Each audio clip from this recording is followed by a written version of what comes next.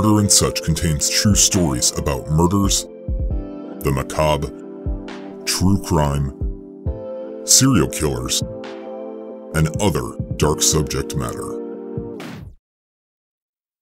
This includes adult themes, explicit language, descriptions of gore, violence, and other information provided by news articles, witness testimony, and public record. Murder and Such is not intended for all audiences, and although warnings will be set in place, listener discretion is still advised.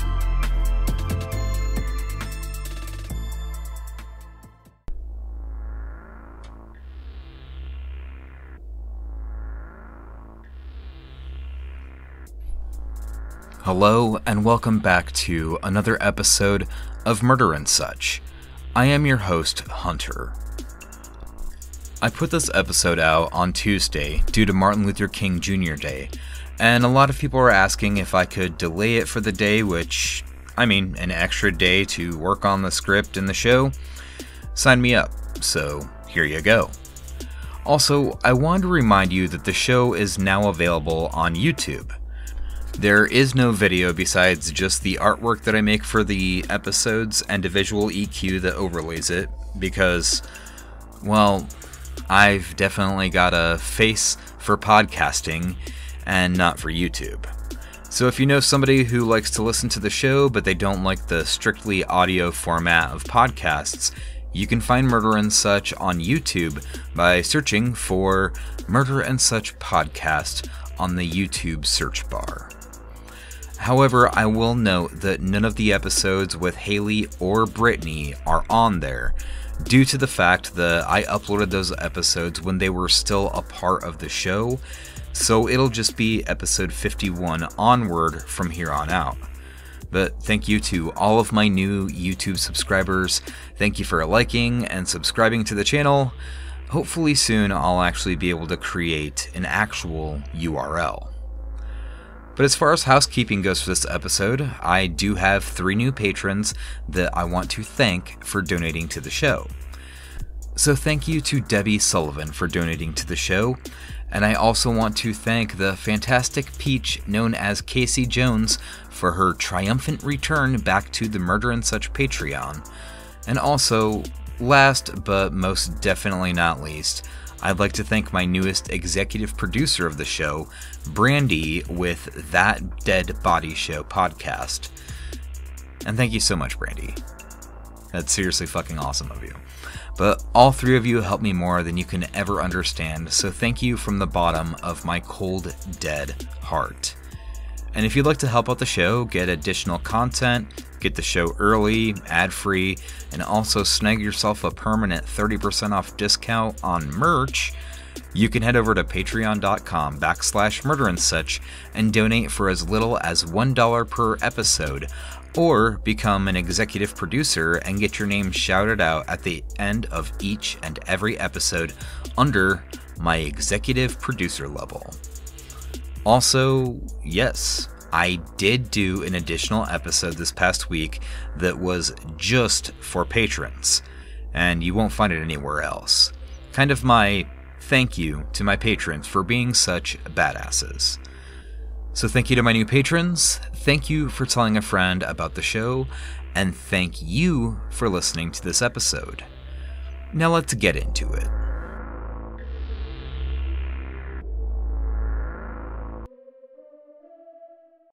Lately, I had a listener ask a question for me. How do you pick the cases that you cover? Well, I've covered many topics, some of which you've heard of, and some maybe you haven't. Whether it's domestic abuse or postpartum depression and psychosis, I like to keep things open, keep things balanced, and if I dive into something that I may or may not know the most about, like postpartum issues, I'll try to give resources to those who might be familiar with it and need some sort of help or an out. Also, yes, I will sprinkle my opinions there wherever applicable. But every single episode that I do with this show has a piece of me connected to it in one shape or form. there has to be a reason why I cover the cases, that it truly has to fit with me. Now, in April of 2020, I found out the hard way that men can also be victims of domestic assault. And domestic assault isn't just physical abuse, but also mental and emotional. And that's why in recent episodes I've included the National Domestic Abuse Helpline with those cases, because not only do they help those who are suffering from an abusive partner, but because they also helped me. In my case, I was the victim of mental, emotional, and physical abuse. And this isn't some sort of a pity party for Hunter, so don't feel it necessary to reach out to me about this, because I'm stronger now than I was before, and I know where my personal boundaries are now at. Those resources are so very, very important to me, and they may be important to those who may also need them. When it comes to mental health, I've tried to be as open and honest with all of you that my brain is sick, and I will never deny that. But there's always help out there, and as soon as you take that first step to admit that maybe your mental health isn't in the best condition, you've already overcome the hardest obstacle that's in your way, and you can start a path to recovery, treatment, and it can save your life. Again, a big shout out to Dakota and Tyler who've reached out to me about that.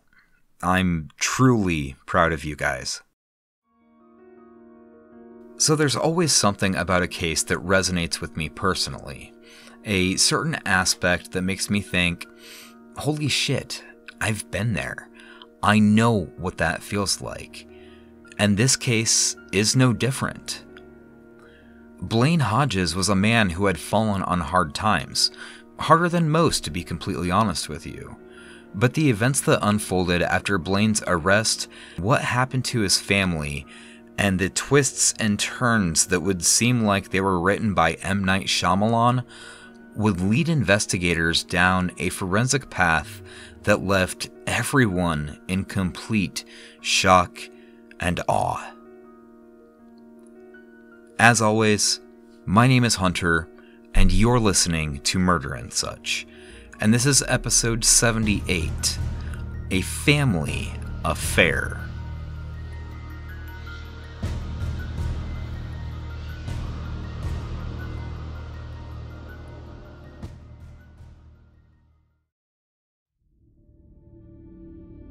William Blaine Hodges was a 41-year-old man who lived in Vinton, Virginia, with his 37-year-old wife, Teresa, and together they had an 11-year-old daughter by the name of Winter and a 3-year-old daughter by the name of Anna. In the remainder of this episode, I will be referring to William as Blaine, as that was his preferred name. Blaine had a damn good job. He was a window clerk at a local post office in Vinton, and he had been working there for a few years, and even as a clerk, you are still getting government benefits and government pay. A few years into his tenure, he and his wife brought their youngest daughter into the world. So we have this father of now 2 girls trying to make ends meet. Needless to say, times got tough for Blaine, and he started resorting to some petty theft while he was at work. Well, I hate to say it, but spoiler alert, the government can find out pretty fast if someone's taking money from them because, well, it's the government. With Blaine's access to a cash drawer, stamps, and envelopes, he was essentially cooking the books and subverting the receipts to show that he was actually taking in cash when he was actually pocketing the money altogether. This sparked an internal audit, which were normally carried out with prior notice, but this one came on September 11th of 1991 by complete surprise. The postmaster of the Vinton post office was a woman by the name of Leslie Foster, in which she told a window clerk named Kevin that she was doing a surprise audit. She counted his money, stamps, and other items that he was in control of, and then informed Blaine that his audit was next. That's when sweat started to pour down his face, and it was reported that Blaine was acting erratically. After she reported her findings of Kevin's items, she went back to Blaine and found that he had actually clocked out of work early and decided to leave, saying that he was feeling sick. Well, Leslie knew what she was looking for, but since Blaine was not there, she had decided to place seals on his safe, his cash drawer, his stamp stock, and waited for him to come back the next day. What Blaine did that night, we may not have all of the information about that. But considering the fact that Blaine was embezzling over a couple $1,000s in stamps, he was probably not sleeping well that night. The next day, Blaine came into work, most likely hoping that he wasn't going to get caught, but that's when he found the seals over his drawers, and I'm sure he was practically shitting himself. He showed up on September 12th at 7:45 in the morning and didn't touch a single thing. When Leslie came in at the beginning of her shift, Blaine knew that he was about to be in some deep trouble. When she audited his area, he had told her that she was not able to audit him until his next audit was due in December. As postmaster, she knew that she was well within her rights to conduct her audit, and that's when she checked over everything and found that Blaine had embezzled roughly $4,664.52 in stamps. The entire time that she was looking over everything, Blaine was agitated, nervous, and said that he was being treated like he was a common criminal.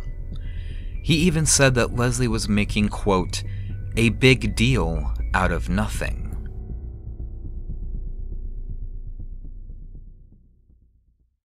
So after she found the irregularities, he had asked if there was any way he could pay back the missing amounts or if he was going to be fired. She did not give him the time of day, really, and he was actually fired on the spot, losing his access to his drawers, his job, and the benefits for he and his family. He was arrested and charged on a single count of embezzlement, but this would be a federal offense as it was government-related.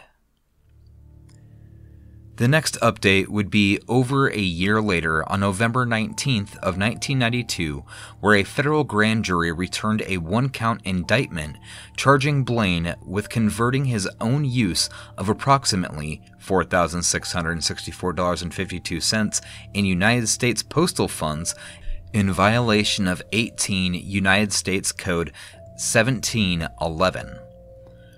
On February 5th of 1993, after a 2-day trial, a jury found Hodges guilty of the charged offenses.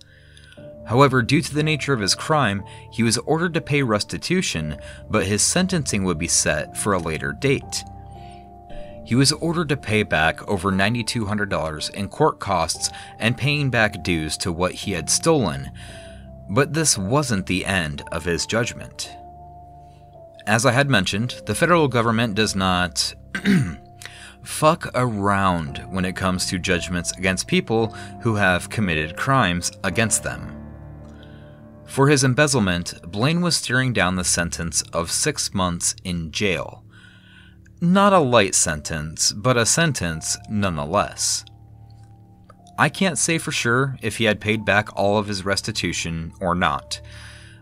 Yet it wouldn't be over until a year and a half later that he was finally going to have to serve his time. A sentence in which Blaine had never contested. He knew what he had done, and he admitted to his wrongdoings.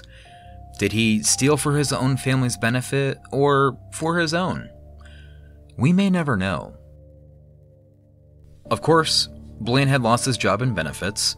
He had 2 children in which he was having trouble caring for since he lost his really good paying job. He was now a convicted felon, so tensions grew between he and his wife. Then he was going to be spending time away from his family for roughly about 6 months. A lot can happen in 6 months, mind you, so this definitely weighed on Blaine. Chances are, you can most likely recall a time in your life where you've hit, as they say, rock bottom. But those of us who are still here and still have had those days, they always know that it's gonna get better, and it always does get better. Whether it's learning a lesson of criminality, making good on your mistakes, or in other cases like therapy and possibly medication, they can make an absolute change in someone's life. A lot of people will agree that the criminal justice system needs reform, and this is no different. Blaine fucked up without a doubt, but even back in the 1990s, there's always a way to pick yourself up and make a better life for yourself. Money can always be paid back. A jail sentence of 6 months is not a life sentence, and you can get out and start anew. You can always learn from your mistakes, and no matter how much trouble you're going through, there's always someone there who's willing to help. But for Blaine, it would seem that he was past the point of return. On the day of August 28th of 1994, after returning from a fishing trip, Blaine had sat and thought of what he was facing, and had decided that there wasn't going to be any way to get out of the charges or the jail time, so he carried out the most monstrous act that anyone could ever imagine. After the fishing trip, his 11-year-old daughter Winter and 3-year-old daughter Anna were in their room, most likely tired after a long day out in the Virginia sun. Teresa was sitting on the couch inside of the living room. Time had passed, then Blaine had made his first attack. He went downstairs into the living room and had decided to quietly strangle his wife to death, leaving her body on the sofa. He made the conscious decision to make it a quiet kill as not to alert their 2 daughters. After that, he went upstairs and pulled out a .22 Magnum pistol, which was somewhat defective. Even when someone looks at a pistol, there's some main components: your handle, trigger, cylinder for revolvers, frame, and barrel. But if you have no action or cylinder, you can't fire or really house any rounds. But if you're missing the barrel, you can still fire a revolver. Just don't expect the rounds to travel a distance, since there's no spiraling of the round caused by the rifling inside of the barrel. So you will need to be at close range, since aiming won't really amount to anything. Blaine took the .22 into his daughter's bedroom and first shot 11-year-old Winter in the head twice, then pulled the trigger mere inches from Anna's head twice, killing them both instantly. Blaine then went in his room and he waited, possibly thinking about the lives that he just took, the family that he literally just destroyed, and the bodies that laid in his homicidal path. All because he was a man down on his luck, who was forced to pay the piper for the crimes that he committed. That's when he came up with his next idea. At about 4:30 in the morning on August 29th of 1994, he took a can of kerosene and doused the living room, then went upstairs and lit a match in which he tossed down the stairwell, igniting the house ablaze. Inside, the pictures, the memories, and the bodies of this 4-person family was about to go up in flames. Blaine then went into his room, sat on the bed, put the gun up to the left temple of his head, and pulled the trigger. Police and firefighters were called once a neighbor noticed the flames bursting through the threshold of the house. Doing their due diligence, they extinguished the flames and found the aftermath of what Blaine had done. They found the bodies of Teresa, Anna, and Winter still in their final resting places, and even found a clump of Teresa's hair lodged in the banister of the staircase. An empty can of kerosene was also found not 10 feet from the couch in which Teresa's charred remains laid on top of. In the bedroom, they found Blaine's lifeless body had not been fully consumed by the flames, but they did find the .22 caliber revolver missing a barrel next to him on the ground.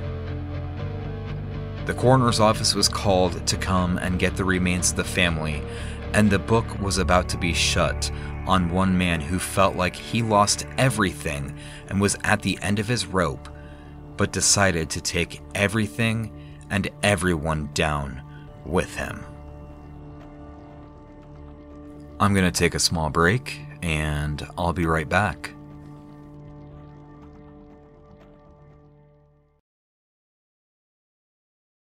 So it would seem that this episode is over, but you couldn't be more wrong about that. Because while it seemed that Blaine was down on his luck and how he was at the end of his road, Blaine Hodges was not a suspect. Blaine Hodges was a victim. When the coroners came and collected the bodies of the Hodges family, the medical examiner found that William Blaine Hodges was not in fact the perpetrator in the murder of his family, but was actually the first person to be murdered in this event. How did they know this? Forensic evidence has been around longer than you think. Even in the days of its infancy, there have always been experts who can tell you the true story rather than the one that someone would like you to believe.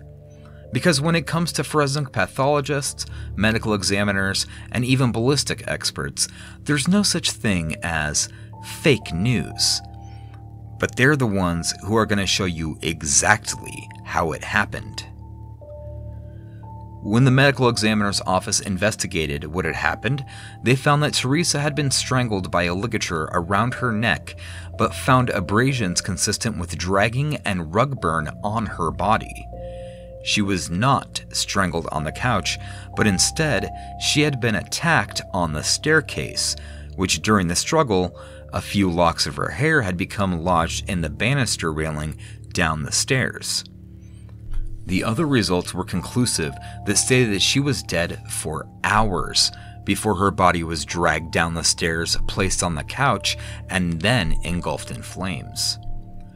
The findings of Blaine and Teresa's daughters were conclusive that they showed that they were fired upon in a point-blank fashion. As far as the flames, Winter's body had not been touched by the flames, but Anna's body was lightly burned.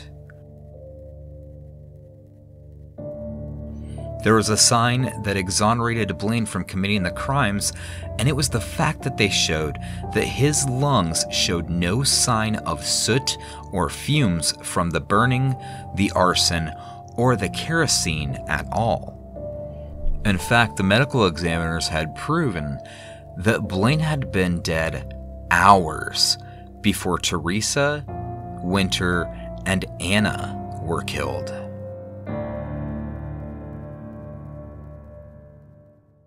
But that begs the question.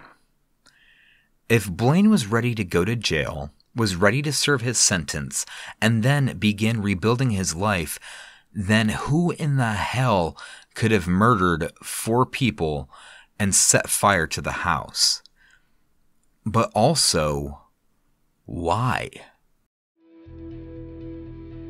Luckily for the police, they had not revealed too much information to the public as far as the nature of the homicides were considered. They gave a very vague description of the events, mainly that the Hodges had all passed away in a house fire.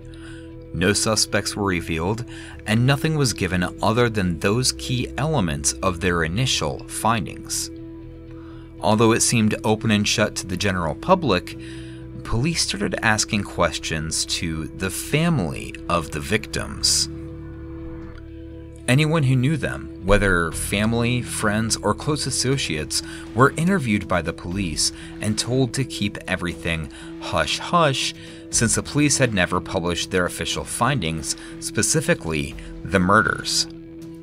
There was a suspect early in the case, which was Teresa's half-brother, who had been convicted on federal drug crimes after he turned informant, but he served out his sentence and they ruled him out as a suspect. But one person's name came up. This man was a drifter of sorts. He stayed with the Hodges family for days, even weeks at a time, but never tried to make himself known to the general public, most likely keeping everything on the down low as to avoid suspicion.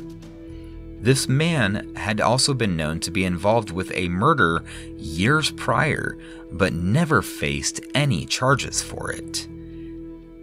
That man was Earl Conrad Bramblett.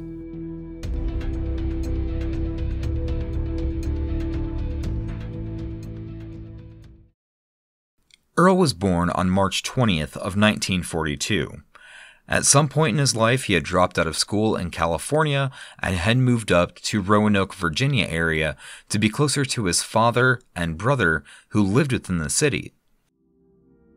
He mainly worked odd jobs before landing himself a gig at a screen printing company that his father had owned, and apparently took his job incredibly seriously, pumping out quality work. After that, he became a coach for the high school and found himself a friendship with Blaine Hodges. After his coaching job, his father's health had deteriorated and he became the owner of that very press company, and ultimately, after it had become run down, he closed the business and picked up odd jobs once again. He had met a woman not too long after and ended up marrying her in 1971, in which they had given birth to 2 sons. But he felt as if he didn't want to be tied down, or maybe his interests were something that he didn't want anybody to know about, so he kind of just packed up his stuff and left all 3 of them high and dry. Now that little something he didn't want people to know about is a very disgusting addiction that would later come out in court testimony.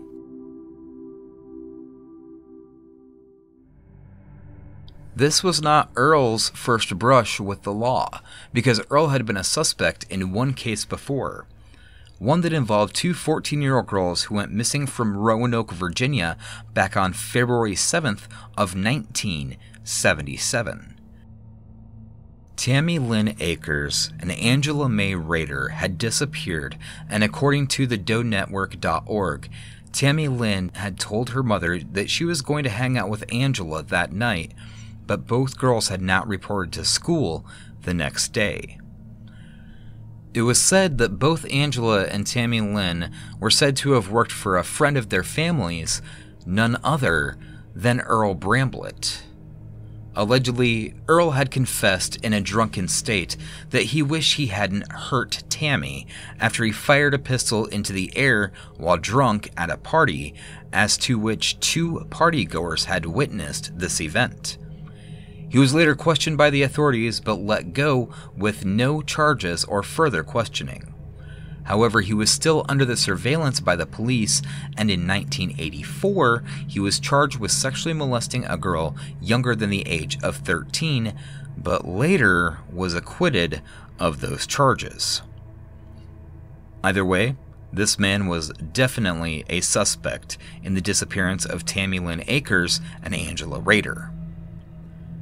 After his charges, he left the city of Roanoke but moved out to the suburb of Vinton and rekindled his friendship with Blaine over the course of several years. He had become a friend to not only Blaine and Teresa, but also to their 2 young daughters. What once could be seen as, "Oh, this is Uncle Earl," or something of that sort, kind of took a dark turn after a while. While Blaine was facing the charges and having to pay back restitution, Earl would find work for him so he could pay back the fines. Earl ended up selling a trailer to someone in North Carolina and even had paid Blaine to transport it down there and put that money towards his fines. The other reason he sold his trailer was because one might think that Blaine would feel obligated to let Earl stay in the house since he really had no place to go. Sometimes he would stay in a hotel, sometimes even sleeping in his truck at his job, or was even known to be traveling across the country.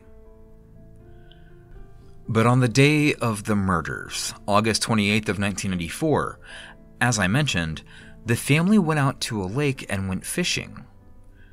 A park ranger had noticed that there was one man, one woman, and 2 young girls who had been seen out there.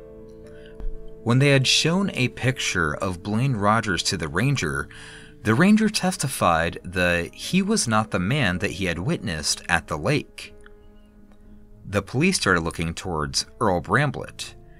They did know about Earl's prior involvement with the missing girls in Roanoke, but also about the molestation charge that was later dropped. So they set him in their sights, and they went to a local hotel that he was living at. When they arrived, Earl was not on the property, but they talked to the owner of the hotel and asked for a key to Earl's room.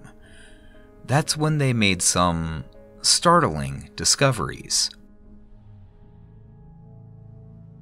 They found a box with writing about forensics, books about forensic investigations, and even found a magazine that discussed a case about somebody being murdered with a revolver but had no barrel.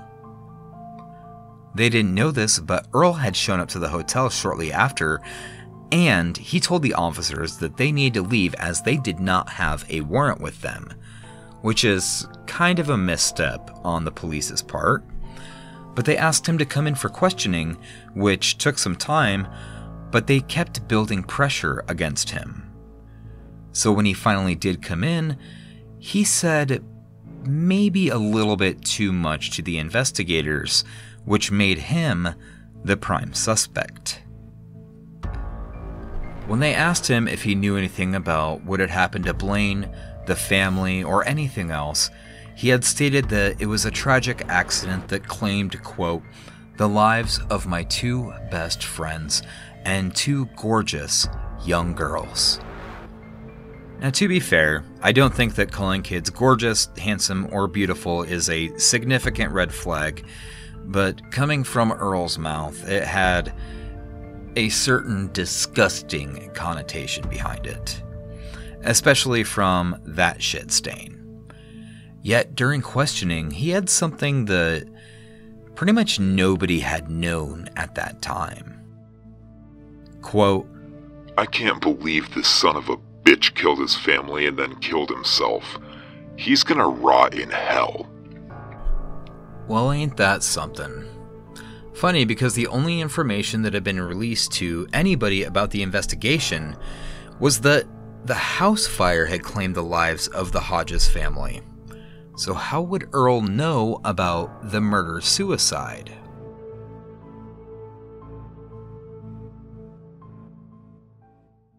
Later in the investigation, he admitted that the day before the fire, he had taken Teresa, Winter, and Anna to the lake to go fishing.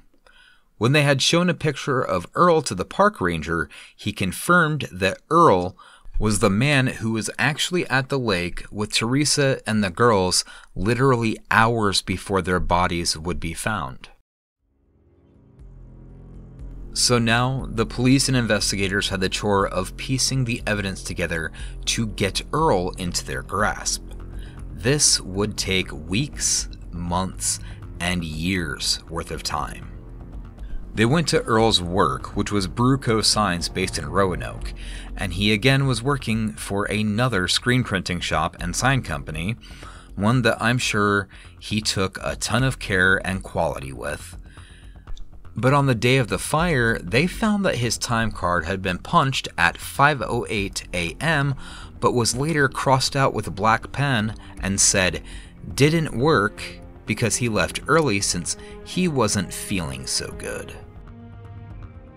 In later testimony, a co-worker, and I'll refer to him as Smith, had told them that he had let Earl into the business when he heard him knock at the door. Smith also noticed that Earl was wearing clean clothes and was freshly shaven. Something of note was that Earl always had a mustache, but that was gone. Another thing was the pickup truck that Earl had. It was an older white pickup truck, and the reason why I bring this up was due to the fact that on the early morning hours of the fire, at roughly 4:30 a.m., a woman by the name of Dorothy Rose McGee was operating a vehicle through the town of Vinton on her way to work. She noticed the pickup truck had a white individual inside of it, but this truck followed her for a short distance, then raced away from her. She said that the truck was red in color and had seen it near the Hodges house. Yet Earl Bramblett's truck was white.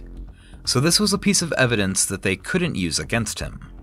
The erratic driving, being around the scene of the fire at the time, and a white male matched pretty much to a T, but the color of the vehicle couldn't be Earl's since that was a red pickup.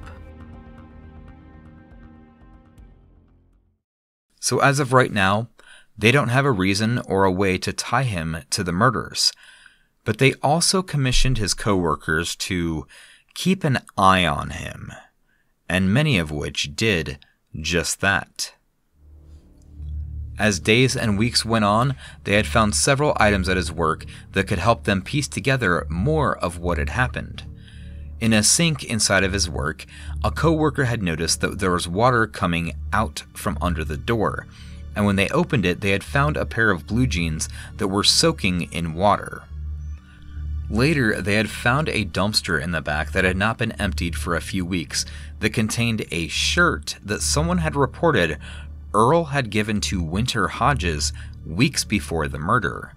And then they found some bills that were in Earl's name, some of which contained handwriting, including a bill for an overdue balance from Winter's Mini Storage that was for a locker that Earl had set up after he sold his trailer. But they even found some very crude sketches inside of the dumpster. The sketches that they found had shown stick figures, mainly ones where there were 4 figures with arrows pointing to 3 of the bodies' heads, then one with a circle around the neck of the figure, then flames were all around all 4 of the bodies. The sketches were ripped up and tossed away into the trash haphazardly, but there was also handwriting at the lower parts of the sketches, and the handwriting was later determined to be Earl Bramblett's, as they had cross-referenced that with the bills that he had written on and the time card that said he was not at work that day, even after punching in his time at 5:08 a.m. But how do you link him to the actual murders? The police had gotten a warrant to search more of his house. Meanwhile, forensic experts were looking into the penmanship and his jeans that they found soaking. The gun that was used was a .22 caliber Magnum revolver, which again was found next to Blaine Hodges on the floor that was missing its barrel. When they got the search warrant, they looked into Earl's truck, and they had found multiple spent casings that actually fit the same .22 Magnum that was used in the murders, but they also found a few unspent shells inside of the glove box of his truck. They again sent off the spent shell casings to a crime lab because although there wouldn't be any rifling marks on the actual slugs that took the lives of Anna, Blaine, and Winter, there's still indicators that can show a specific gun could be used by checking the firing pin location and the markings that the firing pin would leave on the percussion caps inside of the shell casings. Now keep in mind, like I said, things like this take time. Forensic coming back always takes more time than you think, but more information kept coming up since Earl wasn't the best at hiding his tracks. Now, one piece that came up, I'm just going to get this out right off the bat. This is absolutely disgusting. When they found the bodies of Anna and Winter on the bed, they found that Anna had suffered minor burns from the flames, but Winter had suffered none. When they removed the two girls' bodies, they had found a pubic hair beneath Winter. They wouldn't find out until later who that hair had come from. Then that brings us to the next piece that they found. They took the past due notice from the Winter storage facility, and they were given access to it. That's when they found the proverbial treasure trove. They found a Panasonic voice recorder, they found multiple handwritten notes, and they found over 200 audio tapes of none other than Earl Bramblett.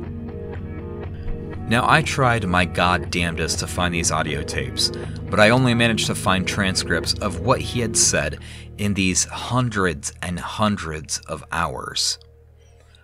Why he would record his own emissions, we will never know.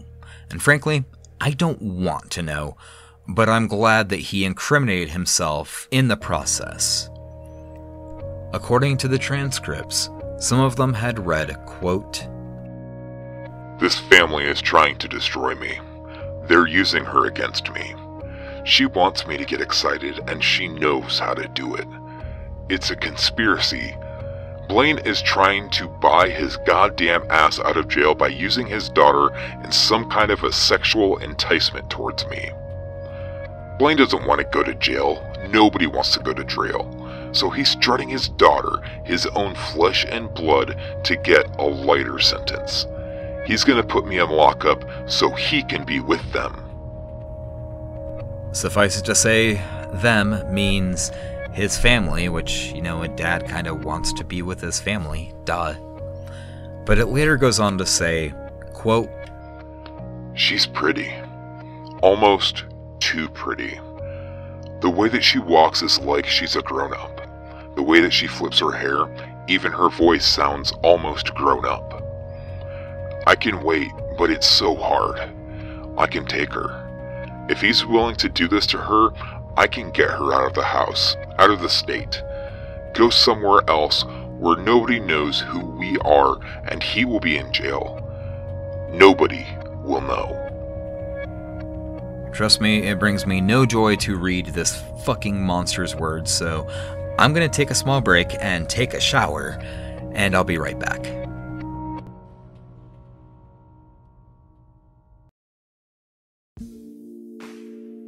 Hey guys, it's Hunter from Murder and Such. This episode was made possible by my friends over at Extreme Skins. Do you ever get tired of the way that your phone or laptop looks, and you want something just a bit different to make it stand out from the rest of the crowd? Well, listeners of this show have a special offer. I'm one of the lucky people who got themselves a PlayStation 5, and to be honest, I didn't much care for the bright white on the jet black look, which is why I'm absolutely stoked that Extreme Skins decided to sponsor this episode. Extreme Skins has been featured on The Guardian, Windows Central, and 9 to 5 Google for their high-quality vinyl designs and easy-to-apply process. Plus, if you want to take the skins off your device, the adhesive leaves no residue on the surface. For phones, they cover everything from phones like the Apple iPhone, the Samsung Galaxy series, OnePlus phones, Google phones, to laptops like MacBooks, Asus, Dell, and Microsoft. They also do iPad skins, console skins, AirPods, and they even have their own line of sleek minimalist phone cases called the X30. Not only that, but they sent me a skin for my PlayStation 5, which has an aged oak on both sides with brushed titanium down the middle, which to me looks a hell of a lot better than the original color scheme. But you can see pictures of that on the Instagram and Facebook pages. And they also have a full list of install videos to help with any issues at all, and customer service is quick and painless. But listeners of this show can get 15% off their order by going to Extreme Skins, that's XTREME skins.co.uk, and use code MURDER15 at checkout to save 15% off their entire order. That's xtremeskins.co.uk and use code MURDER15, no spaces, to save 15% off your order. But thank you again to Extreme Skins for working with me and helping make my devices look absolutely amazing. Now back to the show.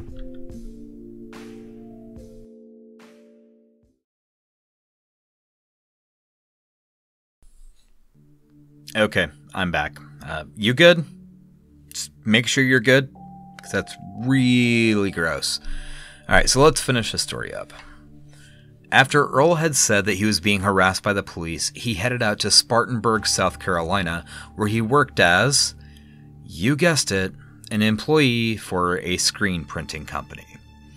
It wouldn't be until nearly 2 years later, on July 30th of 1996, when they finally had a solid and stacked evidence case against him, and they finally arrested him for the murders of the Hodges family and the arson done to their house.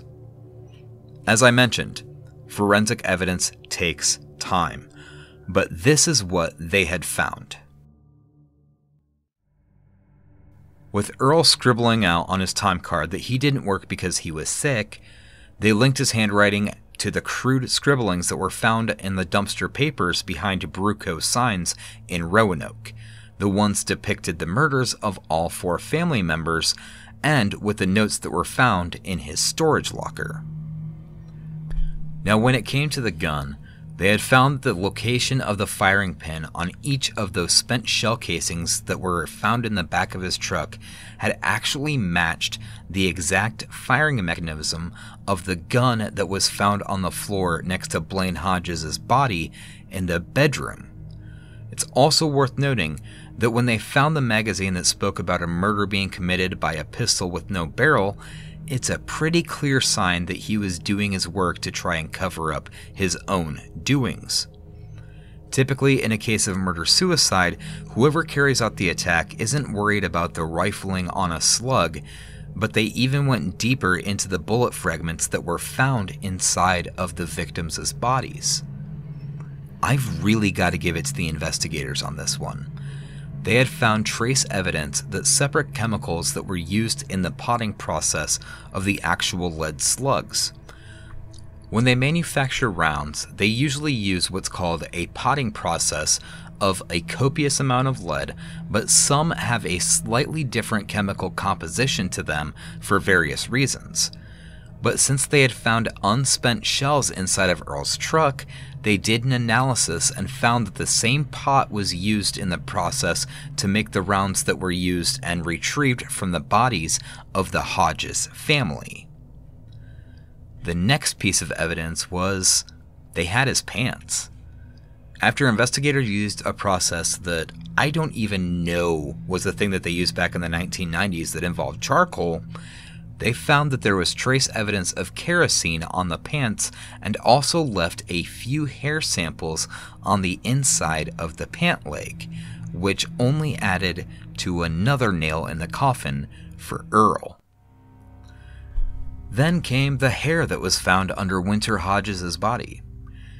Since Earl had haphazardly left his pants to soak in water, they took one of the hairs from his jeans and cross-referenced that with the hair that was under Winters' body, which turned out to be an exact match of both parts being pubic hair.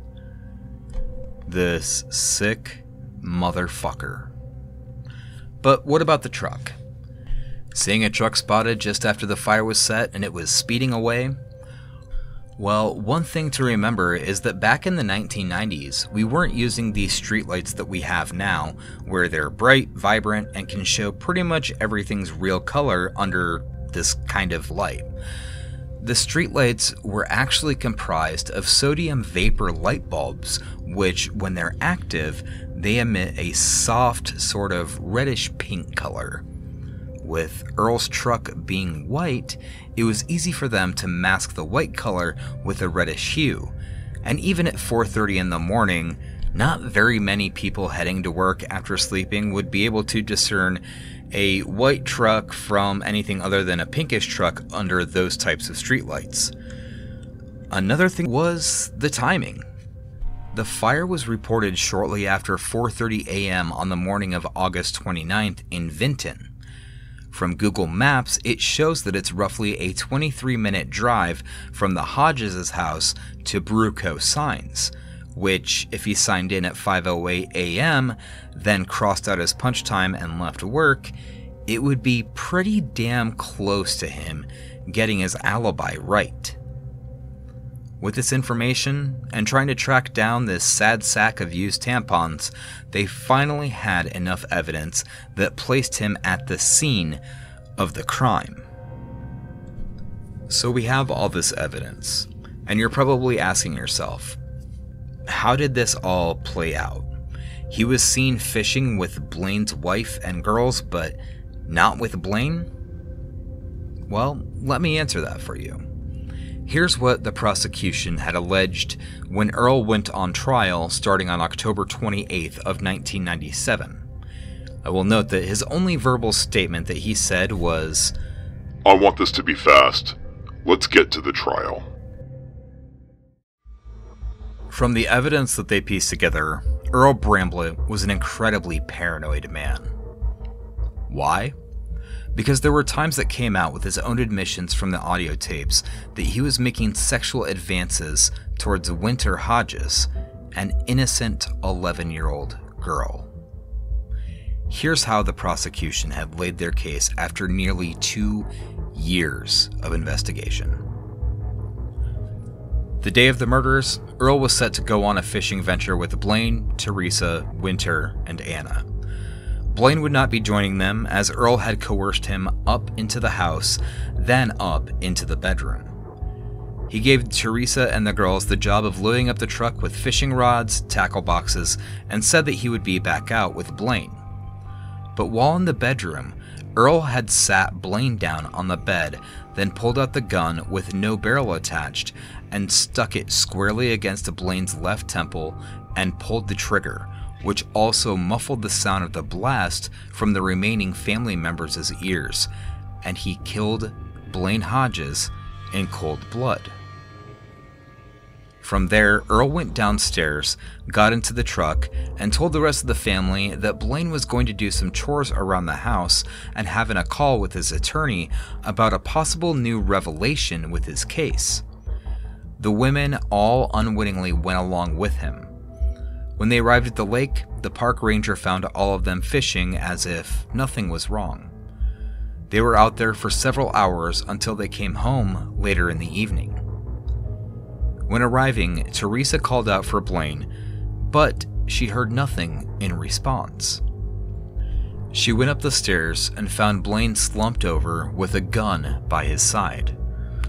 Of course, you can imagine the kind of shock that she was in, so she ordered the girls to go into their room and shut the door behind them. So they did. When Earl came into the house, he found Teresa horrified at the sight of her husband being dead in their bed, and he had asked if Blaine had left a suicide note or anything of that sort in the room. But Teresa could tell that something was amiss, so she did what any normal person would do and started towards the telephone to call 911, which was located in the downstairs living room. At this time, Earl lost all sense of composure and grabbed a cord from the wall and proceeded to catch Teresa on the staircase and proceeded to strangle her with the cord, tumbling down the stairs, which left hair samples on the railing down the staircase. After Teresa lay dead at the bottom of the staircase, he knew that there was more of his sick rampage to do, so he went back upstairs. He opened the girls' door, walked in, and told them that everything was going to be okay. However, Winter already knew what kind of a person Earl was. He slammed the door shut and threw Anna onto the bed next to Winter, then held them both down as he shot each of them in the head twice. After that, let's just say there was a reason why they found pubic hair under Winter's body. I will spare you those details and recommend that you don't even try using your imagination. So after that, Earl went back into the bedroom and replanted the .22 Magnum on the floor next to Blaine's body, then left the house very inconspicuously. After stopping off at his room in the hotel, he grabbed a can of kerosene and went back to the house. When he arrived, he went back upstairs and he visited Winter once again. Again, gross. He went downstairs to Teresa's body and picked her up and placed her on the couch. He then took the can of kerosene and doused her body in the fluid, then the downstairs of the house, then went upstairs but not fully engulfing the area. But he did manage to spill some of the liquid on his pants. He then lit a newspaper on fire, tossed it in the house, shut the door, and sped away from the scene. This case took 2 years, but was rock solid as far as anyone was concerned. Earl Bramblett made a lot of mistakes, though. His trail that he made with kerosene was cut off when it was going upstairs and didn't quite engulf the house as much as he had hoped. He kept an eye on the news, but didn't know that he would soon become the prime suspect. And he also forgot that he had a storage locker with almost a daily documentation of what he was thinking about Winter Hodges and his intents with the girls. But that's something they let the audio tape say for themselves in front of the jury. There was no way in hell that he was getting out of this, and after the trial had concluded, the jury deliberated for only a single hour and had found Earl guilty in the killings of Teresa, Blaine, Winter, and Anna, but also for the arson that he committed as well. Earl Hodges was 100% guilty. On November 5th of 1997, not even a week after his trial had concluded, Earl was given the death penalty. As you can imagine with all death penalty cases, he appealed it, but there was a person that he was incarcerated with, a man by the name of Tracy Turner, who had testified to a grand jury that Earl Bramblett was, quote, addicted to young girls, and the inmate received no leniency for his testimony. He went into great detail about the nature of his crimes, but unfortunately had never mentioned what had happened to Tammy Lynn Akers or Angela Rader. And to this day, their remains have not been found, although it is believed that Earl Bramblett was the man who led to the girl's disappearance. Despite the appeals, despite the ongoing legal battles surrounding the possible circumstantial evidence, including the pubic hair, the audio tapes being potentially altered, and the stays of execution and clemency, Earl's luck had finally ran out.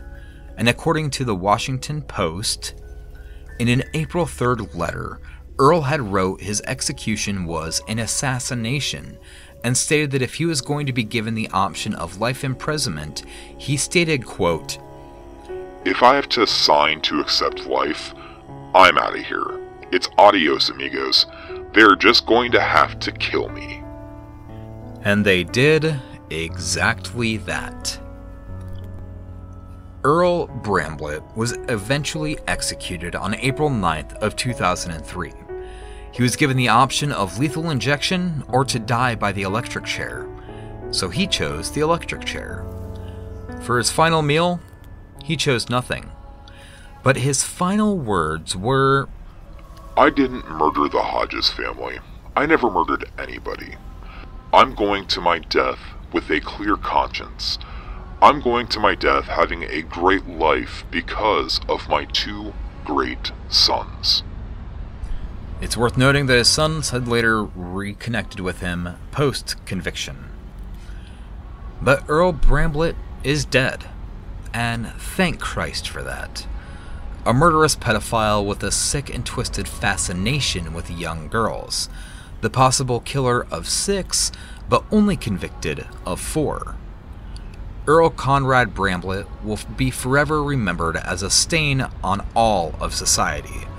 A man so paranoid and obsessed with an 11-year-old girl that he was going to cut short the life of a man who just wanted to do his time and rebuild his life. But he stripped him of that life, the life of his wife and his 2 young girls, before he ever had the chance to make good on his intentions. Now, I wasn't sure if I want to start this episode by going through the actual case or how Earl wanted it to be read as. When it comes to my personal connection that I had with this case, I've most definitely hit rock bottom. But I also had the opportunity to pull myself up and make a better life. I do believe that Blaine Hodges would have been a testimony to anybody looking to rebuild their life post-conviction. But he never had that chance. Which is not only sad, but a goddamn tragedy that he wasn't able to grow old with his wife and his daughters never got a chance to see the world, as their lives were tragically ended prematurely. But even with me seeing the interviews of relatives of the Hodges family, you can still see the life and love that they have for their dearly departed, that lives with them every single day. But thank you for making it this far. That's going to wrap it up for episode 78. And if you do think that this episode was well done, please feel free, if you can, to drop a 5-star review on Apple Podcasts. It honestly helps me out more than you would care to believe, and you could put something like, "I'm leaving this review reminding you to give Vincent," which is my cat, "more treats. Let's see if we can get him up to 30 pounds by the time summer comes."